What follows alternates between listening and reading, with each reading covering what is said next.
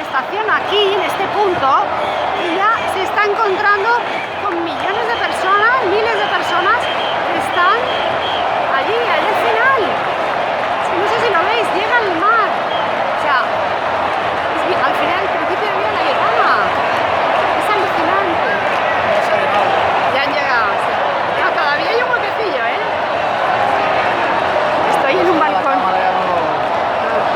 Estoy en un balcón de una amiga mía que vive aquí y se ha llenado de cámaras de Australia, Canadá, todos los países haciendo entrevista. Bueno.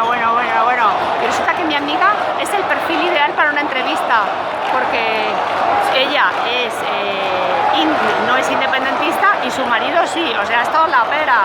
El marido se ha ido, claro, se ha ido fuera, porque si no esto, vamos, le dan patatus. Bueno, es impresionante, ¿eh? Muy bonito.